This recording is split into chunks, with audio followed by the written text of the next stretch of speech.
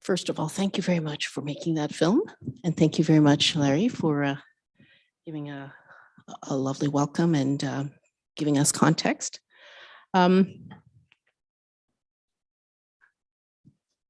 I am so thrilled to have seen that premiere because I've been watching all the ads on Knowledge TV. So I had that on my to-do list and I said, oh, we're going to do this premiere. So fantastic. Now, if I might start, Kevin, you know, Knowledge Networks has always been very good at sharing the stories of underrepresented communities. How did the original concept for this series come about? And over what time frame did you work on this project? Well, I think the head of Knowledge Network, whose name is Rudy Boudniel, the president of Knowledge Network, he had wanted to do something about the history of British Columbia. He's not from British Columbia, he's from Ontario, and I think he felt it was time to do something to his adoptive province. I'll project, unless that's affecting recording that. I think people in the back row, can you hear me? Good. And so he had done a call for submissions, and Screen Siren Pictures, the production company, had given a very short proposal, and they were selected. And then I was brought on board at that point. So I've worked with Knowledge Network before. I did a series for them a few years ago called Emergency Room Life and Death at PCH, which was a more verite-based documentary series about front lines of public health care. And so this was very different, but they worked with me before, so we had an existing relationship. And then we began the whole kind of development phase, which is, you know, before we actually start filming anything or interviewing people with cameras, you just do a lot of research. And so that was about 2 years, just the development phase. And we had an amazing senior researcher named Jennifer Chu, who kind of headed things up. And it was Jennifer's kind of job and role, along with Mia Minifee, our producer, to basically just accumulate this incredible wealth of stories about this place. And I remember they had accumulated, there's like a 98-page document that I was initially given, and each page was its own story. And so it was this overwhelming mass of stories. So I was like, how do we even begin to like organize this into something that can be kind of a story for the audience to actually follow. And so that's what we did. We spent a lot of time just crafting that. And then we undertook the actual filming. So that was like 2 years of development. And then we began filming in September of 2019. So 2 years ago, basically right now. And we did about 70 interviews across the province. And then the results of that were what we edited into the 4 separate episodes that you see, of which this was the first one. Very good. That actually begs the question of how did you choose your advisory committee and what sort of role did they play in shaping how the series came out? Well, yeah, so we had this advisory committee who were a mix of people with either historical backgrounds or knowledge of certain areas of history, and also people with some background in media. And we tried to get a very diverse cross-section of people of different backgrounds and knowledge. And that was to be kind of our, to just kind of look over our shoulder, as it were, and make sure that, you know, what we were building was sound. So we would share our initial outlines of what each episode would be, and they would chime in on things. Some of our research panelists actually wound up in the show because, given their area of expertise, that was just kind of inevitable. So for instance, Henry Yu, who is featured prominently in episode 3, and I think people here, some of you who know him, and then even Jean Barman, who was in this episode, were on the panel. So yeah, that was really, they were invaluable to have access to their wisdom and knowledge and expertise and unique perspectives. Thank you. I might ask Larry, what are your thoughts on viewing this first episode of the series. You know, it's a major production on the topics that you have been tirelessly advocating, right? The sharing of the complete stories. I think this is really well edited. It gives a really good overview of the many different aspects of the hardships and all of the barriers that were put in place to subjugate the indigenous peoples of this land and to make them disappear so that the European white immigrant society could reap the benefits of the resources of this land. This is one of the richest provinces. And also, there is something here too that I think that is really part of it. And I don't know if this will come out in the subsequent chapters, but over 95% of British Columbia is unceded lands, lands that are occupied and just raped, and all of the proceeds going to the immigrant society. So that, but it gives a good overview. There's many children's books on that potlatch up Alert Bay. Judge Alfred Scow has one, and it describes how they went to Kinkum and did a potlatch. But it's really part of very much like what everything went underground. And when it went underground, it was practiced, a lot of stuff was practiced indoors rather than out in the field. As you saw in the film, that big potlatch, $20,000. It's probably a couple of $100,000 or $500,000 worth of resources that were redistributed that would cost today. So that's how enormous the wealth of our people were prior to contact, and and it's showing that. And many times you won't see it or notice it. Many old pictures are on the outside, outdoors. They're not inside of the buildings. So after the potlatch ban, everything went inside. And I know Musqueam did that. And our cultural ceremonies are still practiced to today. So that's something that really, I think, resonates with me when I watch this, how they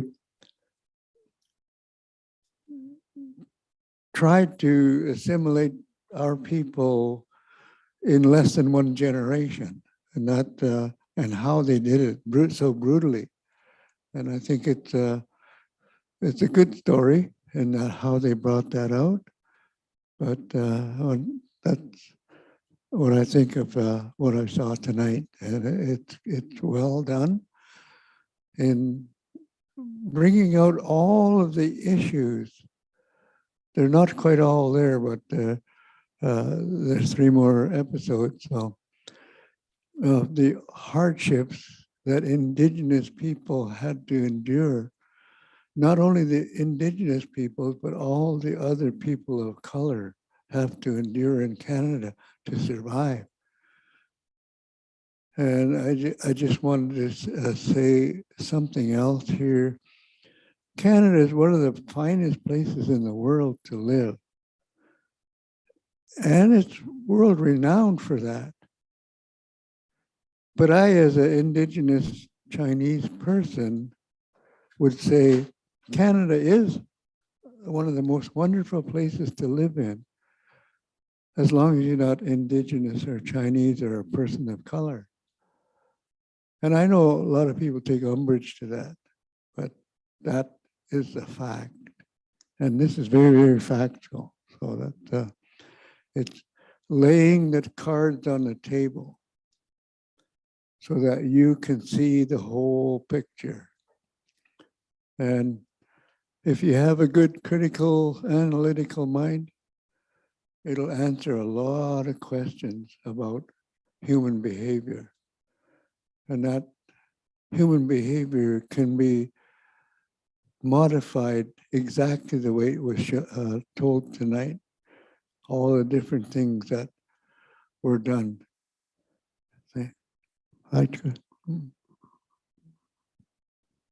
Hajka, thank you. As always, very thoughtful. So, in fact, Larry and I had a conversation last week, and we talked about these, right? The social determinants of health and well-being, how really, I think that's what we appreciated, Ken, is seeing sort of the historical facts, and we can, from that, you know, as the series progresses, I'm sure we will see how the arc of it, you know, lends itself to the dis-ease and the illness of our community and our society, as the last person said. But given that we've seen that sort of intentional policy to change how our society works in North America and Canada, and that we've seen the intentionally dehumanizing effect of criminalizing the potlatch, criminalizing any autonomous decision-making by Indigenous parents, and the dehumanizing effects of the residential school system by like isolating children away from their families, away from their cultures, away from anything that was part of their identity. What do we do now? What would be the most effective thing or policy change? One or two things. I don't know, there's a million things, but what would be a really good starting point that we could do individually or advocate our community to do? That's a real good question. It's such a broad question.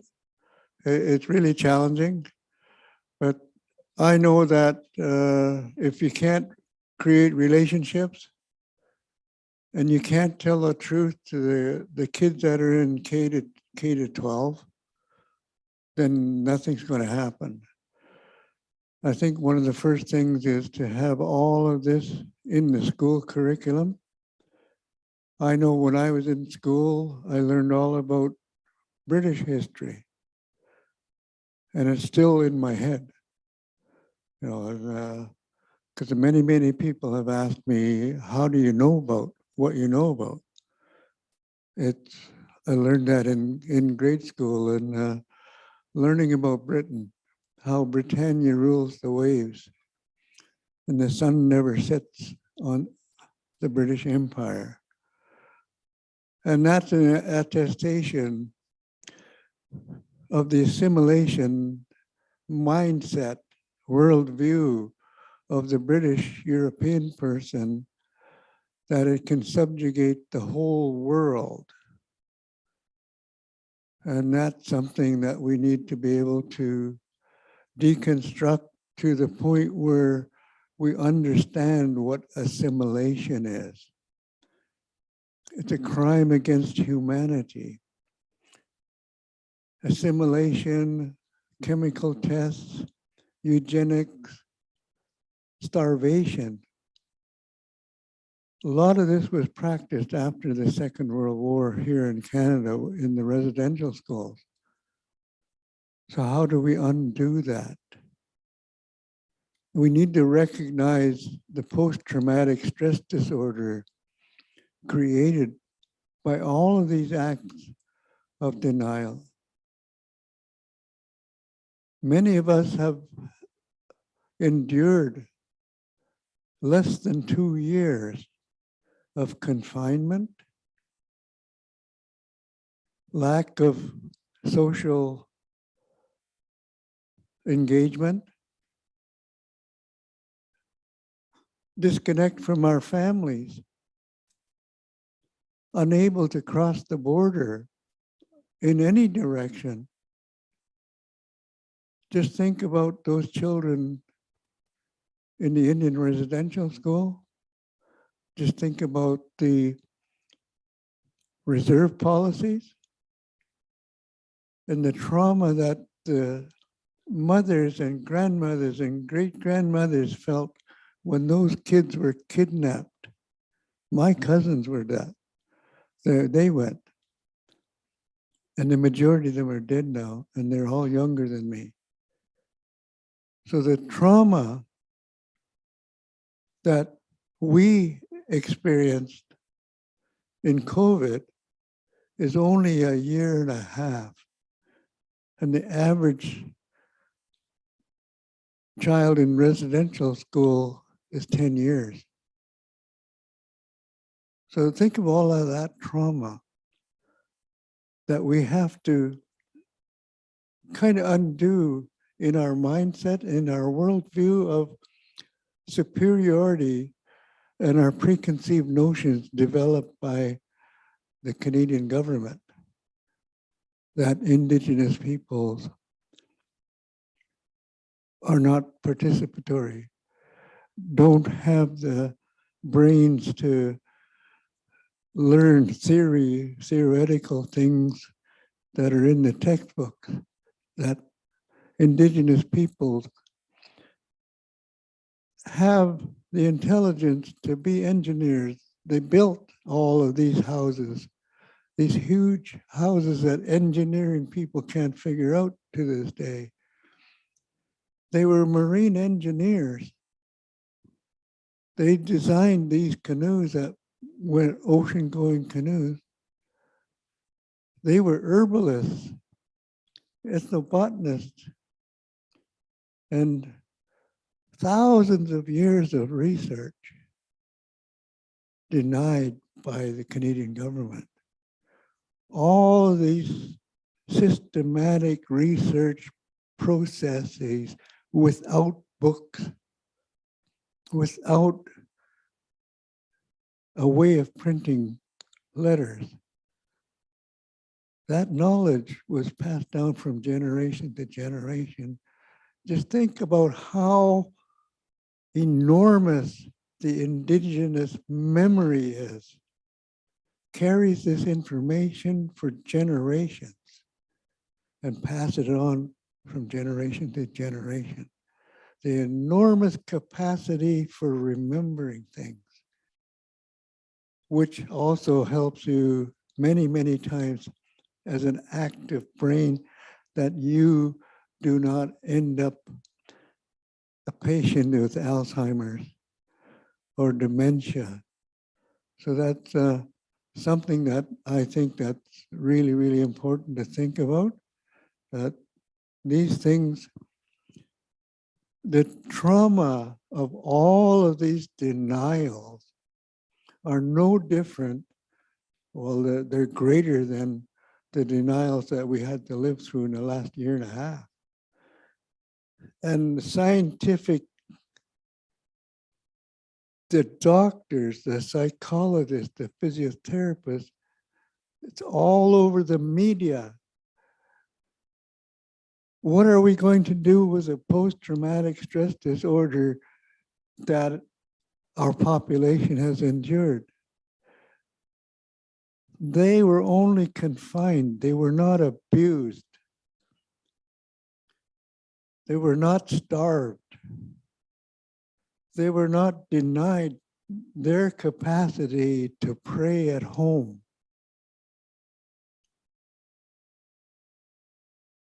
They were only denied the physical visitations of their families. We all had Twitter, we all had Zoom, we all had Facebook. How many little kids have laptops? And they do that right now without COVID. They contact each other through all hours of the night. So where is that post-traumatic stress disorder coming from COVID-19? No one beat you up physically because you didn't want to talk. You're allowed to speak your own languages, practice your own cultural events in your home. You were allowed to be you. We were denied all that. You saw that in the film. All of the acts of denial were portrayed there. So that, and trying to move forward from that is to create relationships, honest relationships, honest policies of developing curriculum, not this old boys club that exists in almost every institution, where they deny that, they still deny today Indigenous groups within the academies and different institutions that responsibility of moving forward together. We need to come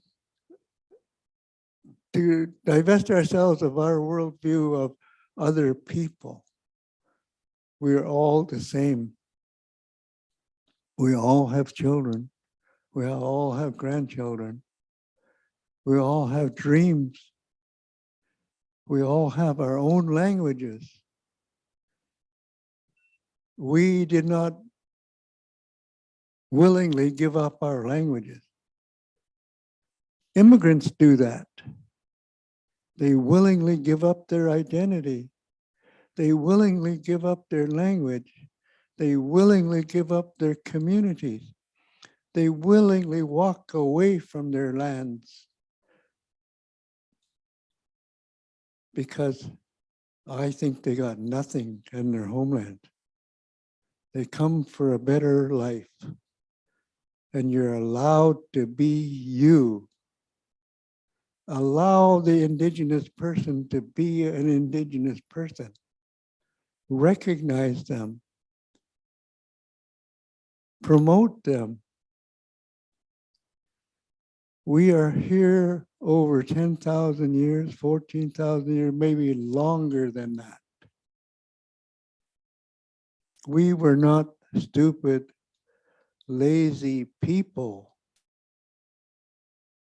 to survive in this, what the white European settler said, this harsh, harsh land. Our people were here.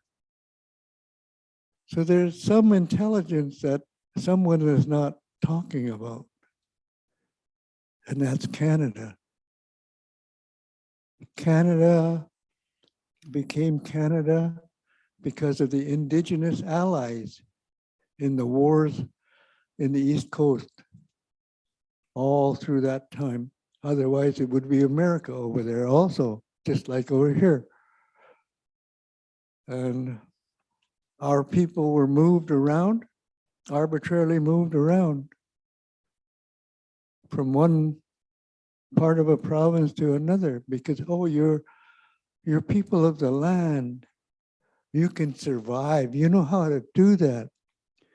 So we need you up there in the north to protect Canadian sovereignty from the Russians and the Americans, doing the exact same thing as we saw in this film, bringing in the military to protect British sovereignty.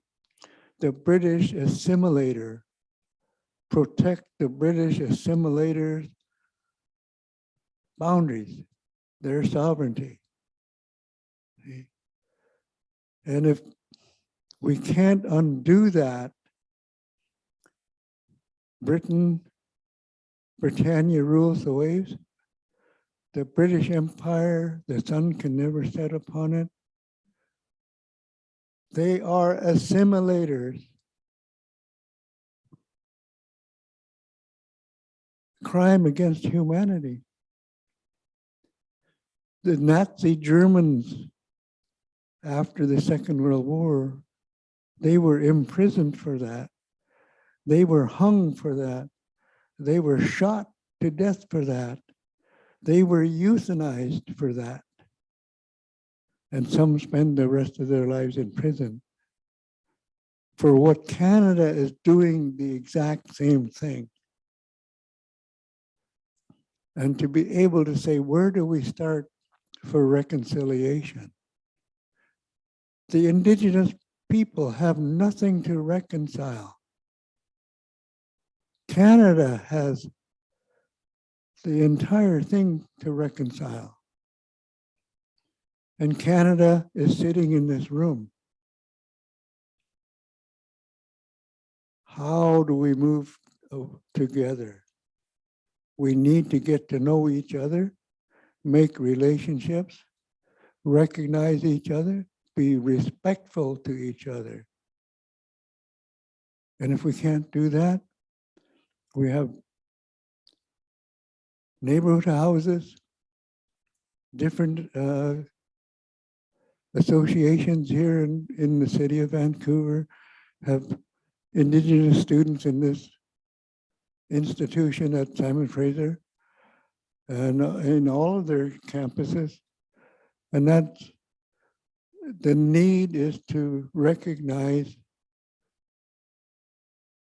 Indigenous people at the same level that we are, at equitable levels, not equal, but equitable. It's not equitable yet. All of our services are less than the Afghan refugees are going to get here in Canada. And I think I said it already, it's against international law to do whatever was being done here. And we have to recognize that and come to terms with the Indigenous people. There's all kinds of organizations that we can work with as non-Indigenous people and Indigenous people. We all need to participate. So I don't know how it's going to go because it's over 2,000 years since the Hebrew king was killed. And that's something that needs to be undone in the sense of allow Indigenous people to have their own culture and spiritual beliefs. That's something that's been denied since Confederation, since colonial times. So that's a very challenging question, and that's the start of it. Yeah, that just make friends, do things that change your worldview, your unconscious bias of Indigenous people. Do things that deconstructs that within your mind. And there's all kinds of things that we can do, but that's the first step. So thank you. Thank you. So in a sense, we are all maybe taking that first step by taking the time to see this premiere. I thought I might just let Ken also speak because clearly you came in as a non-Indigenous person making this film. And so what challenges did you meet trying to do justice to the stories of communities that you don't necessarily come from? And then what have you personally learned in making this series? I mean, yeah, I'm infinitely aware of my privilege coming to a project like this. And I know there's, you know, a case could be made about why was I the person that got to direct this show. And I know that there's obviously layers of my privilege as a white cisgendered male that are at play there. What I can't change who I am, but what I can do is try to act responsibly amidst that. So we made a very concerted effort to be very inclusive with everybody that we made the show with. Although I'm the director, you know, film is a collaborative medium. So Despite the fact that I'm on the stage here representing the show, I see this show as like the end result of a whole bunch of people's work. First and foremost, the people who are sharing their stories on camera, but also everybody we made it with. And so most of our crew were not like me. We had an almost entirely BIPOC crew. And, you know, and obviously Lena Minifee, our producer, is Indigenous, but we also had, you know, a lot of Indigenous representation on the crew in terms of one of our two cinematographers, our narrator, composer, location manager, production manager, location sound, etc. And, you know, when you're making a project like this, it's such a long haul. We were together for, you know, about a year going around filming. I was constantly receiving the perspective of those crew and, you know, what we were doing. It was really interesting to hear their comments. And whenever we would film an interview, I would usually turn to the crew and say, does anybody else have anything that they want to add? Any other questions? And, you know, it certainly is never not allowed on my sets that, you know, somebody who's not me gets to ask a question of the interview subject. So I felt that was really helpful. I learned a ton making this project. I've lived in this place that we call British Columbia all my life, but I had not, you know, even through my education in this place, in public schools and in university, had not been exposed to a lot of the information that I was exposed in it from the storytellers themselves. So, so I'm kind of mixing my answers of your multiple questions, but you know, I found it immensely educational, and I hope that by sharing the wisdom, the stories, and the information that is contained in the show, that these, you know, the mix of elders, of knowledge keepers, of people with lived experience, of activists, of community leaders, of historians, hopefully that opens people's eyes and they start learning a little more about this place too. As Elder Grant said at the beginning, you know, we don't get everything in there because we're limited. It's, you know, there's only 4 episodes, each is an hour,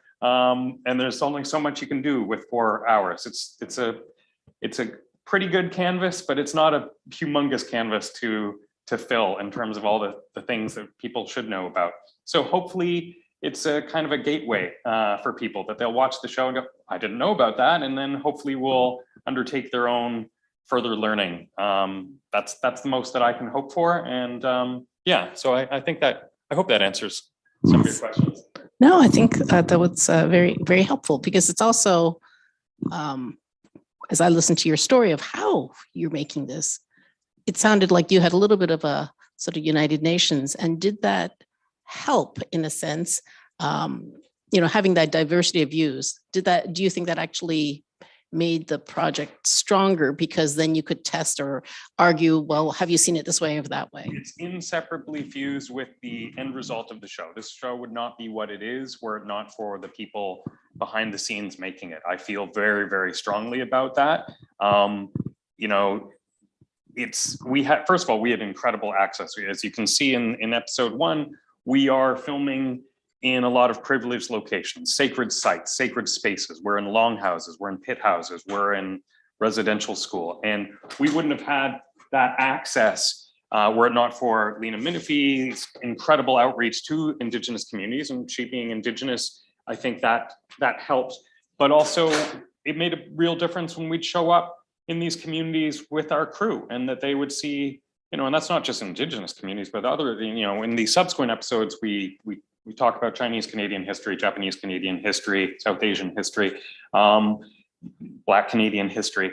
It helped that we had, you know, when the subjects would meet our crew, they would see faces that were similar to theirs. It wasn't just my face. And I think that makes your interview subjects more comfortable, and that has a big part in, you know, the stories that they share and how they share it. When you're making a documentary, you want your speaker, your subject, whatever the term you want to use, you want them to be presenting the best possible version of what they're sharing is, and you want them to be comfortable. And I'd say having our crew that we did went a long ways towards that. A lot of people, I think, when they make documentaries, they kind of just show up and there's this very invasive and extractive kind of process that's undertaken in a lot of filmmaking, and they just, you know, roll in, get what they need and leave. And that's, I think, not only is that irresponsible, but also makes for not very good content in the end. You're not going to get as good an interview from somebody if that's how you've conducted yourself. So we would, first of all, know the subjects before we showed up. We would have several conversations beforehand, and we tried to act and conduct ourselves in a very different way. Thank you. I think that's explains a lot the filmmaking process, and it is really an experiential learning that's going on along. You don't have a script, really. No, absolutely not. No, I mean, we, although I talked earlier about the development process, and we had, the kind of rough goals of what we would tell, a lot of the finished result is what you end up filming. You have to have a game plan and a roadmap that you create, but then the finished thing never sticks to that same path. And a lot of that is because the subjects, what they shared with us, exceeded or added to anything that we had already planned. Great. Well, there was a question that came to my mind as I was watching that episode, and you had your historians highlight really how the name British Columbia came, right? From basically just references to European expansionist principles and people. So what's in a name? Do you think, in the light of your work on this documentary, and I'll have the same question for Larry, do we think that this is the time to question the name of our province? Absolutely. I mean, I don't really use the term British Columbia anymore. You might have noticed I said so-called or this place. I don't really feel comfortable ever using it. There's a lot of discussion about what name would we use instead. I know Saltamock has come forward recently as one idea. I think it's for others to make that decision. But I can say that I don't think British Columbia is a very good name. I mean, some people say, well, it's not just as simple as what you say. It was named after the ship, the Columbia Riviera. And I'm like, well, the ship's named after the Columbia River, and the river's named after this idea of Columbia when there was this kind of global interest in making goddess figures of places. But it's a Columbus reference. So it's basically saying British America. And this place is neither of those things. And also this place has had names other than that. And all of this, I mean, this is all really recent history. I find, if anything, making this has made me realize all this stuff that we're talking about, colonialism, the arrival of a bunch of people saying, well, this is our place and we're going to name it. It's like, this is all just a matter of a few lifetimes. Like, we're talking about to the 1800s. Indigenous people were here for millennia, and it's only very recently that people have shown up. I've lived in Vancouver my whole life, and I can really see the change that's happened in the 40 plus years that I've been in Vancouver, but it's not that much. I have a frame of reference. So it's very easy for me to then just double that and imagine what, 90 to 100 years is. And then I can also extend that to 150 years, which is really kind of what we're talking about in terms of joining Confederation. I'm like, that is nothing. This is our claim to this place, and calling it British Columbia, and all these ideas of colonialism and ownership of the land and the laws. This is a really recent thing. We can adjust to something better. This is not something deep set. So British Columbia as a name, I think it's would be a wonderful thing to revisit that in the same way that we've revisited the names of other things. Yes. Should we care to tackle that question? The name of British Columbia, BC. I just want to add a little bit. English is spoken across the continent. Indigenous languages, there are, I believe, 62 Indigenous languages. And in British Columbia, there's like 32 or 33 languages here in British Columbia out of those 62. So it's and each one of us, there's 32 languages here in British Columbia, and each one probably has a half a dozen dialects. And it would be quite a question, say, what do we want to rename this province to bring together the 32 language groups that have been separated for 150 years by the Indian Act, absolutely separated and made into individual identities rather than a collective. So that would be a really, I think, a fun debate. So, but I can't see it. We'll see that when it happens. That could be, yes, it could be an interesting exercise. Well, it's getting late, so I thought I would just end on this note. One of your last women interviewed was basically making the point about achieving balance. And so my final question is, do you think, both of you, can we achieve balance between living in our modern world and honoring what has been saved of the old knowledge? So living between the modern and the old worlds, whatever has been saved, is that balance achievable?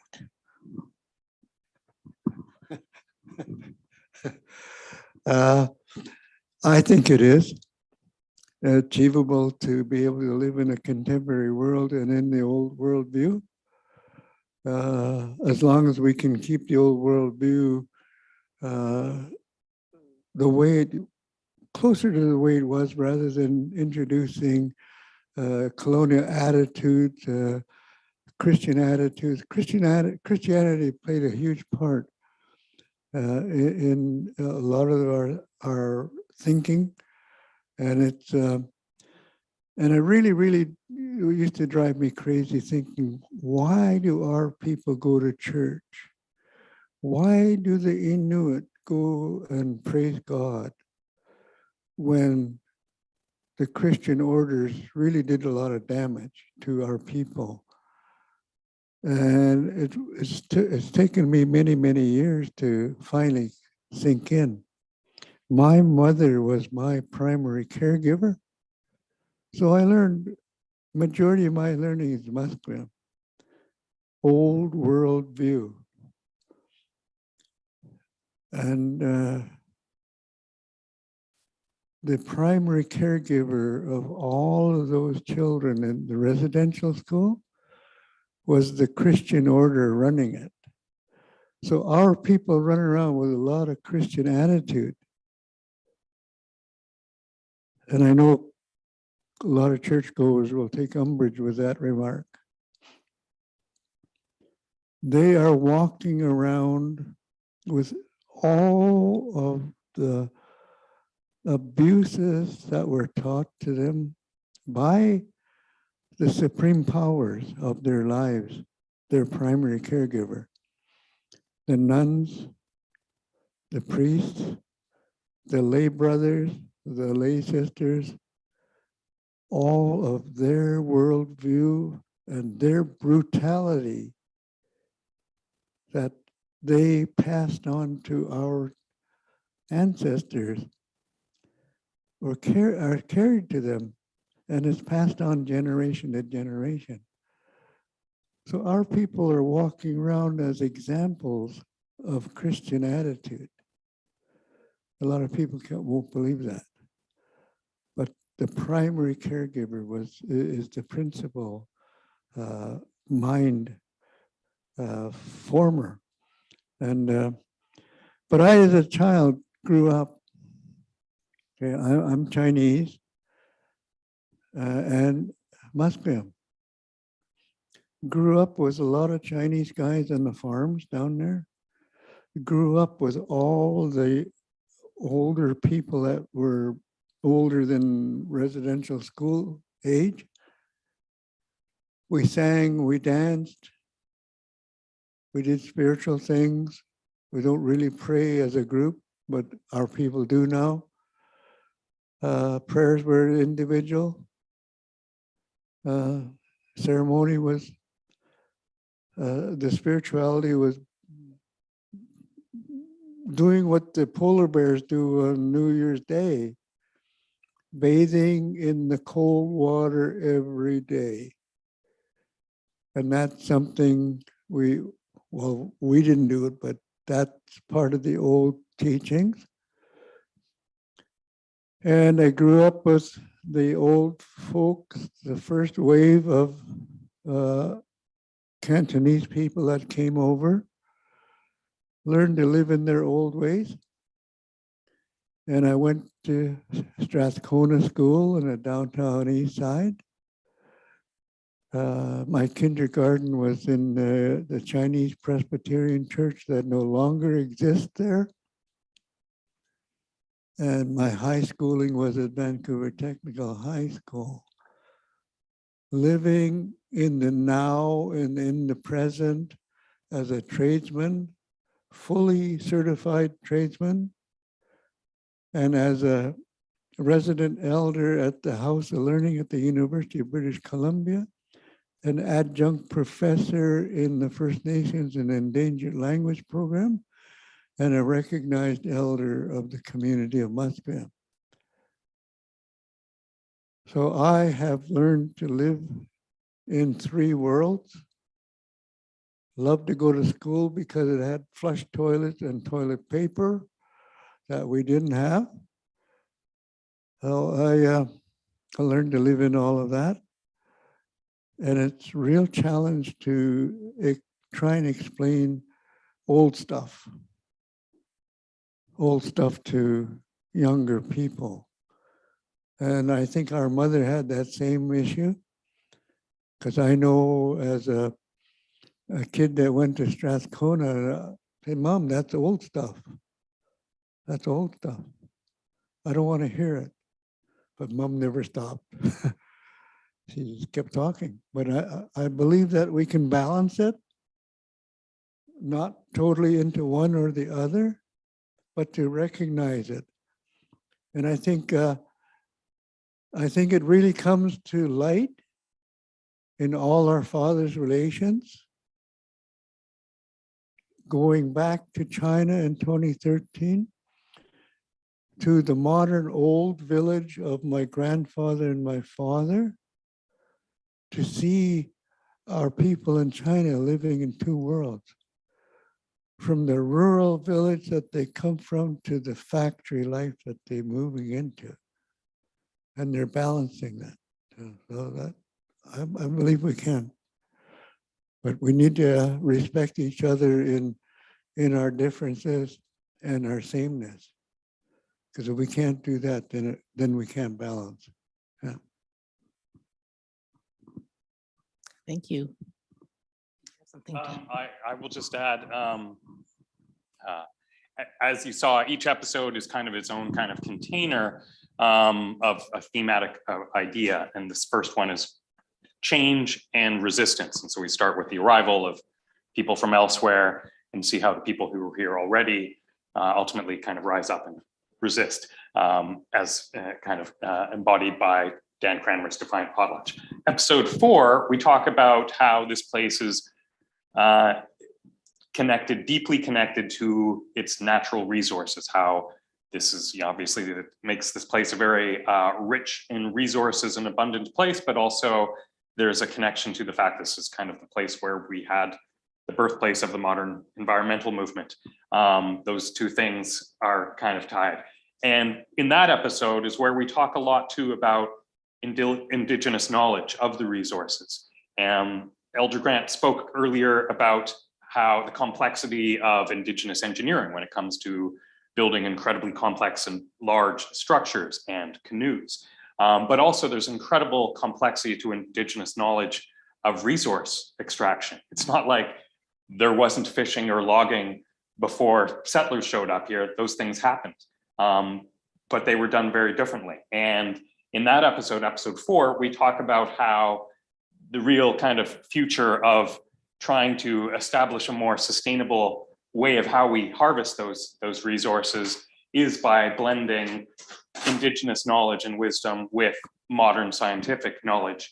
And then perhaps we can find a more balanced approach. And so I do think that that is possible. It still needs a lot of work. But I mean, I think we're coming up against it with everything that we're talking about with climate change, and also, you know, all the other contributing factors to climate change and what we're doing to the resources in BC. You know, everything that's happened with the salmon fishery and the salmon population.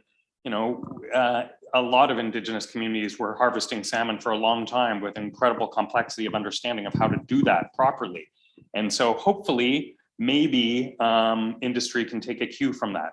We've seen that in some forestry practices, and I'm hoping that perhaps that becomes more widespread. So yes, I think balance is possible. I hope we get there. And I think that, you know, there's a lot of pressure now to like hurry up and start making up for lost time, because yeah, we're in the middle of a climate crisis. So hopefully that happens. But I do see enough people starting to turn their thinking to that. And I think that will be when, yeah, that will be a very good thing. Well, on that note, I want to say thank you very much to Ken and to Elder Grant for sharing your experience and wisdom and years of reflection on a very complex subject matter. I wanted to thank again our sponsoring institutions. Thank you to Knowledge Networks for making the series possible and for this dialogue to be possible. Thank you to the Laurier Institute, my society I'm representing, the PCHC Museum of Migration Society, Chinese Canadian Museum, and the Chinese Canadian Historical Society BC. I think we are all dedicated to finding forums where we can share our mutual understanding, our knowledge, and transmit it to generations. And we hope that together we will go forward. We will have that truth and that understanding. And clearly, you know, education was misused to transform Indigenous communities within a generation.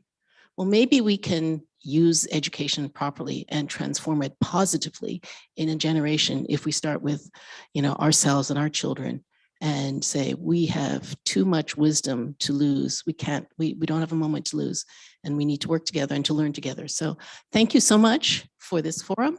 We hope you have a good evening, and don't forget to watch when it starts airing, October 12th, I think, on Knowledge Networks. And we hope that this discussion was captured, and it should be on the PCHC-MoM YouTube channel. So hopefully you will share all of this with your friends. Thank you very much. Good night.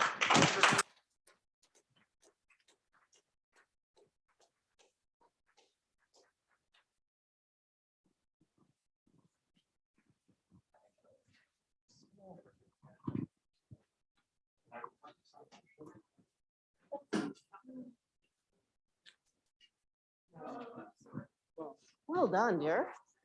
No, thank you. I know.